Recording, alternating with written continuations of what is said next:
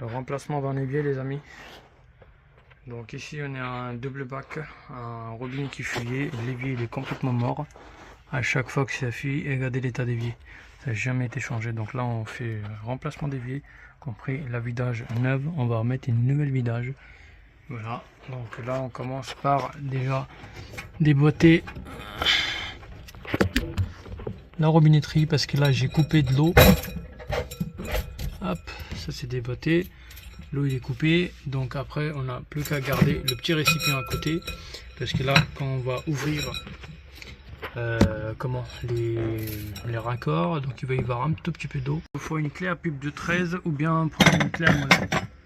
Donc là vous dévissez cet écrou là et là ça descend tout seul.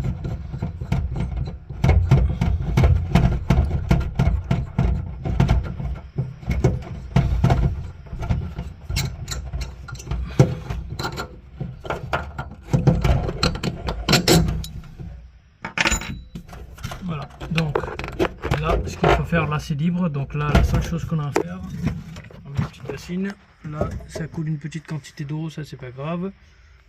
Pour robinetterie retirée, voilà, là j'ai dévissé le siphon, donc regardez s'il n'y a pas des fixations d'évier en dessous d'évier.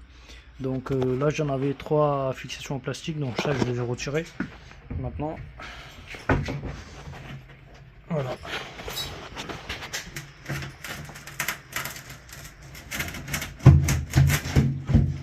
Voilà, maintenant l'évier. Regardez l'état d'évier. Voilà donc évier double bac avec un trou déjà percé les amis. Donc il y a ça et je prends un mitigeur alternant. Hop. Voilà à quoi ça ressemble. Ça fait un 170 degrés d'angle. Donc on met le mitigeur sur le évier tout de suite. Voilà donc le robinet il est prêt. J'ai tiré les flexibles aussi. Donc pourquoi j'ai tiré? Parce que lorsque je serre pas une clé avec une clé, je tire vers moi les flexibles et je les serre à la main. Et là j'ai préparé le robinet complet, donc vous avez un petit vis qui est fourni avec pour éviter que pendant que l'eau gicle, cette pièce là elle se démonte.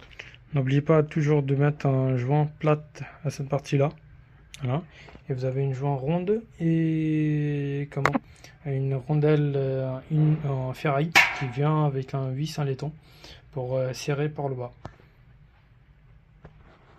Le robinet est mis en place les amis, voilà à quoi ça ressemble. Donc l'eau chaude, l'eau froide, donc là on prépare la vidage.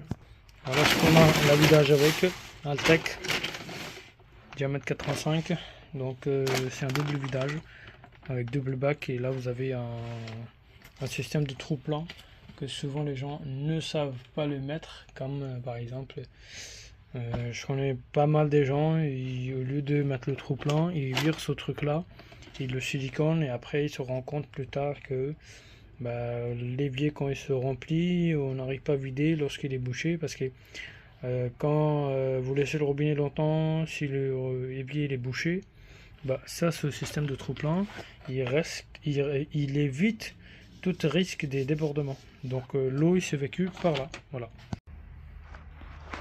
On prend les côtés les amis, voilà, donc dans les coins on vient charger le silicone avant, après on vient coller comme ça contre le mur pour que ça fasse une étanchéité, et en dessous comme on a récupéré les mêmes fixations, c'est des fixations qui viennent se mettre comme ça au dessus, donc en dessous au niveau des meubles pour que ça tient facilement les amis.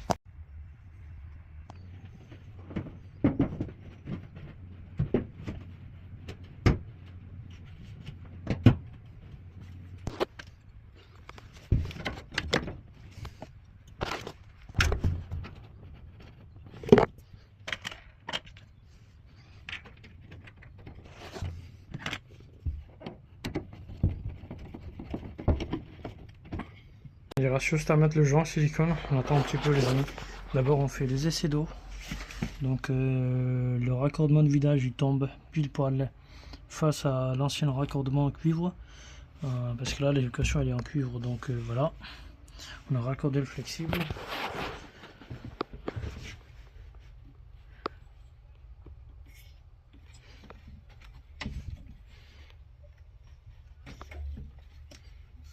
fait d'abord des essais d'eau. Là, vous allez être flexible, quelque chose, rien à signaler. Donc,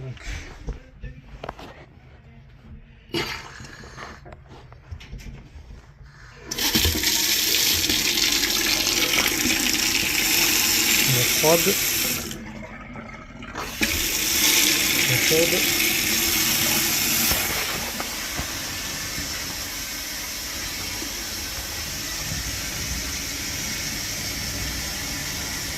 Impeccable.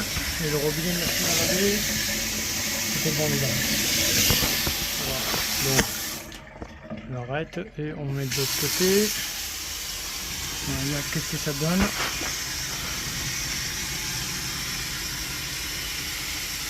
Voilà les amis, tout est bon. Bon, la seule chose qui me plaît pas, c'est que sur ce vidage de Haltech, là vous allez avoir obligé de traverser des tiges. Sinon le restant tout est bon les amis. Il n'y a rien à signaler, aucune fuite, tout est bon, il fonctionne parfaitement. À quoi ça ressemble après la finition? Regardez le joint silicone les amis. Voilà, donc je suis pas le meilleur, mais je pense que je suis quand même le meilleur.